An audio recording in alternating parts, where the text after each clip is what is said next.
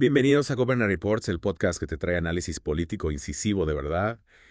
Soy Álvaro, estratega político, Mucho gusto. y estoy aquí con Claudia Valdés, periodista de muchísima trayectoria. Igualmente encantada. Hoy nos vamos a sumergir en un tema que está dando mucho de qué hablar, Uy, sí. un documento que parece indicar que el presidente Biden le dio un indulto general a varios miembros de su familia. Sí, me parece que lo que llama la atención es justo el momento en que sale este documento, ¿no? Justo cuando se está hablando de un posible regreso de Trump a la Casa Blanca. Ajá. Es como si estos indultos fueran una manera de proteger a la familia Biden de una posible persecución legal que pudiera venir de una facción política rival. Exactamente. Y eso alimenta la narrativa de un Estado profundo, una élite poderosa operando tras bambalinas. Claro. Para proteger sus propios intereses, ¿será posible que Biden haya utilizado su poder para blindar a su familia ante una posible administración Trump? Bueno, si bien la sincronización es sospechosa, también podríamos verlo como un intento de Biden de abordar de manera preventiva posibles injusticias que él cree que su familia podría enfrentar. Claro, entiendo tu punto, pero ¿no te parece que esto abre la puerta a un precedente peligroso? Si los presidentes pueden usar los indultos de esta manera, ¿qué nos dices eso de los controles y equilibrios de nuestro sistema? Es una pregunta compleja. La Constitución es un tanto ambigua en cuanto a los límites del poder de indulto, Sí. lo que deja mucho margen para la interpretación y este caso con sus implicaciones familiares intensifica debate ético. Totalmente. Recordemos que si bien Obama también utilizó indultos, se centró principalmente en categorías amplias de delincuentes, como por ejemplo aquellos condenados por delitos relacionados con las drogas. Ajá. Este documento, si es real, se dirige a individuos específicos con vínculos familiares, lo que hace que las implicaciones éticas sean más severas. Claro, y no olvidemos el papel de las redes sociales en todo esto. Por supuesto. Independientemente de la autenticidad del documento, su rápida propagación en línea demuestra cómo las narrativas pueden ser moldeadas y amplificadas en el ámbito digital. Totalmente. Me hace pensar cómo navegamos como ciudadanos esta sobrecarga de información. ¿Cómo podemos discernir la verdad de la falsedad? Y es un desafío enorme. Las redes sociales se han convertido en un campo de batalla para la guerra de información, donde la verdad y la falsedad a menudo se desdibujan. Y ese caso, con su potencial para generar desconfianza en el gobierno, es un ejemplo perfecto de cómo la desinformación puede erosionar las bases de nuestra democracia. Hablando de desconfianza, la reacción a este supuesto indulto ha sido intensa. Los republicanos acusan a Biden de politizar el poder del indulto, mientras que algunos demócratas temen el impacto negativo en la imagen de la administración.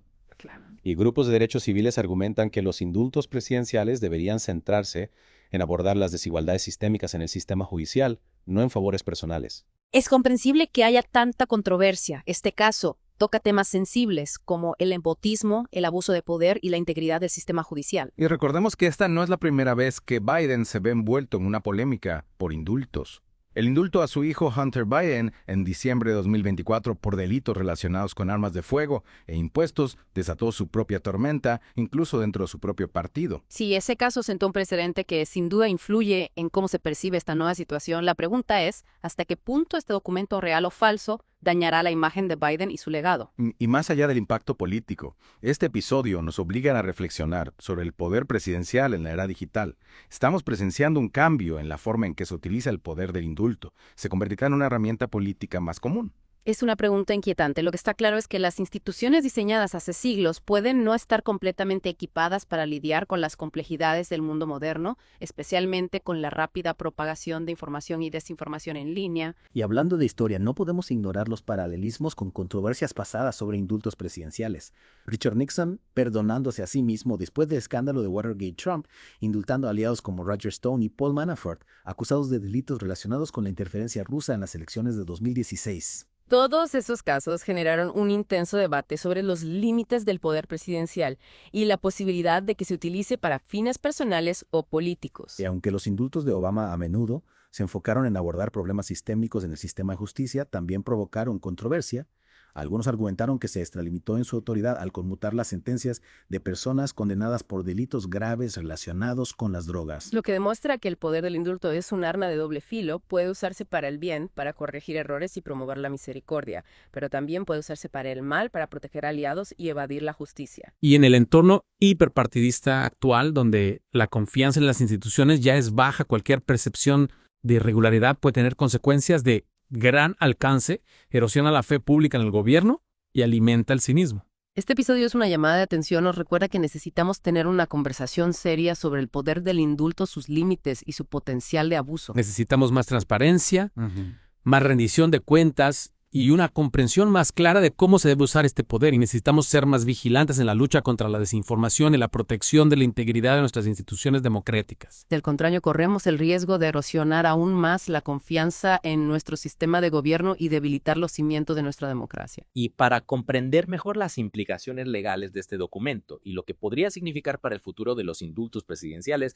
vamos a hablar con una experta legal que ha estado siguiendo este caso de cerca. Pero antes de eso, Claudia, ¿qué te parece si analizamos más a fondo el papel de las redes sociales en esta historia? ¿Cómo podemos como ciudadanos discernir la verdad de la falsedad en este mar de información que nos bombardea constantemente? Es una pregunta crucial. Las redes sociales han amplificado esta historia de una manera que no habría sido posible hace unos años. La velocidad a la que se propaga la información y la desinformación en línea es asombrosa, y esto nos plantea un desafío importante: ¿cómo podemos desarrollar las habilidades necesarias para evaluar críticamente la información que consumimos en línea? Es fundamental que aprendamos a identificar las fuentes de información, a verificar la veracidad de lo que leemos y a no dejarnos llevar por titulares sensacionalistas o información que apela a nuestras emociones. Es decir, debemos ser ciudadanos más informados y responsables a la hora de consumir información en línea. ¿Qué estrategias concretas podemos utilizar para discernir la verdad de la falsedad en las redes sociales? Hay varias herramientas a nuestro alcance. Primero, debemos verificar la fuente de la información. ¿Es una fuente confiable con una trayectoria de precisión y objetividad? Segundo, debemos buscar corroboración de la información en otras fuentes independientes. Si varios medios de comunicación reputados reportan la misma información,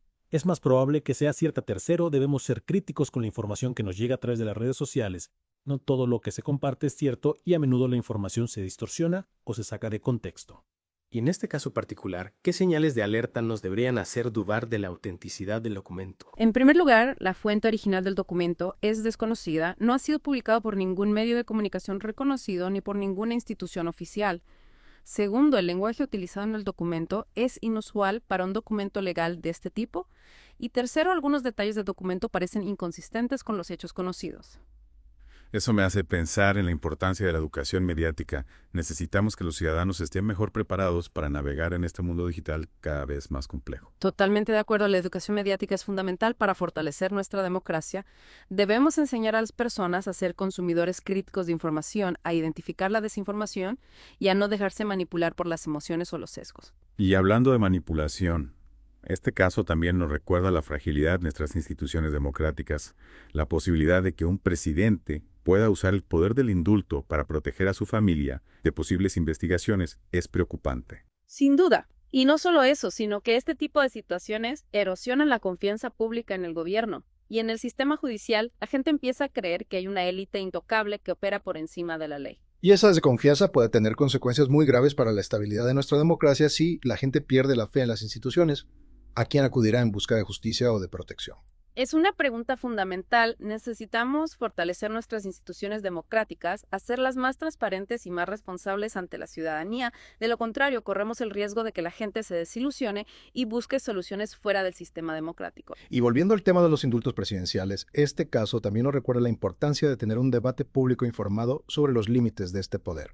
¿Cuáles son los criterios que deben guiar las decisiones de un presidente a la hora de otorgar un indulto? Debe haber mecanismos de control más estrictos. Son preguntas que debemos abordar con seriedad. El poder del indulto es una herramienta poderosa que puede ser utilizada para el bien o para el mal. Necesitamos asegurarnos de que se utilice de manera justa y responsable y no como un instrumento para proteger aliados o para evadir la justicia.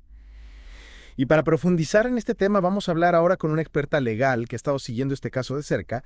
Ella nos ayudará a comprender mejor las implicaciones legales de este documento y lo que podría significar para el futuro de los indultos presidenciales. Como lo prometimos, nos acompaña una experta legal para analizar las implicaciones de este controvertido documento. Bienvenida al programa. Muchas gracias por la invitación. Es un placer estar aquí con ustedes. Para comenzar, ¿podría explicarnos brevemente el fundamento legal del poder de indulto presidencial? Por supuesto, el poder de indulto presidencial está está consagrado en el artículo CJUT, sección 2 de la Constitución de los Estados Unidos. Este poder permite al presidente perdonar a personas condenadas por delitos federales, conmutar sus sentencias o conceder indultos generales. Es importante destacar que este poder se otorga exclusivamente al presidente y no está sujeto a la aprobación del Congreso ni de los tribunales. Entonces, en teoría, un presidente podría usar este poder sin ningún tipo de restricción. Bueno, si bien es cierto que el poder de indulto es amplio, no es ilimitado, existen ciertos límites implícitos como el hecho de que no puede utilizarse para fines ilegales o para obstruir la justicia. Además, el uso del poder de indulto está sujeto a la revisión judicial,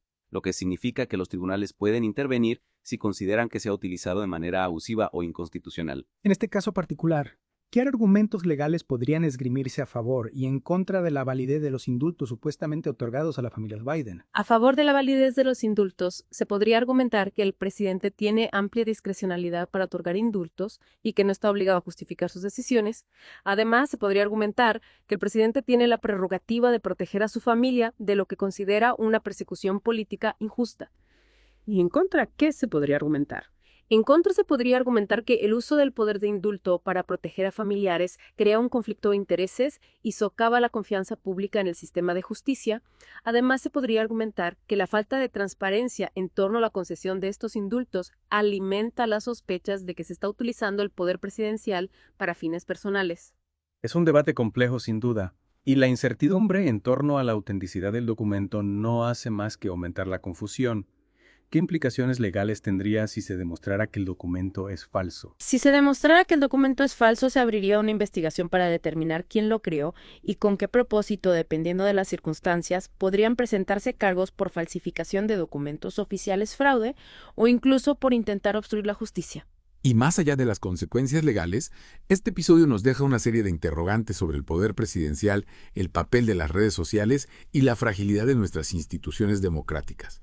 ¿Qué lecciones podemos extraer de esta experiencia para fortalecer nuestra democracia y prevenir este tipo de situaciones en el futuro? Creo que la lección más importante es la necesidad de fomentar una cultura de transparencia y rendición de cuentas en el ejercicio de poder. Necesitamos mecanismos más robustos para garantizar que el poder presidencial se utilice de manera responsable. Y ética también es fundamental fortalecer la educación mediática para que los ciudadanos puedan discernir la información veraz de la falsa y no se dejen manipular por la desinformación. Y por último, debemos reforzar la confianza en nuestras instituciones democráticas, promoviendo la participación ciudadana y garantizando la independencia del Poder Judicial. Muchísimas gracias por su tiempo y por su valiosa contribución a este debate. Y a ustedes, queridos oyentes, les agradecemos por acompañarnos en este episodio de Goberna Reports. Los invitamos a seguirnos en nuestras redes sociales para continuar la conversación sobre este y otros temas de actualidad política. Hasta la próxima.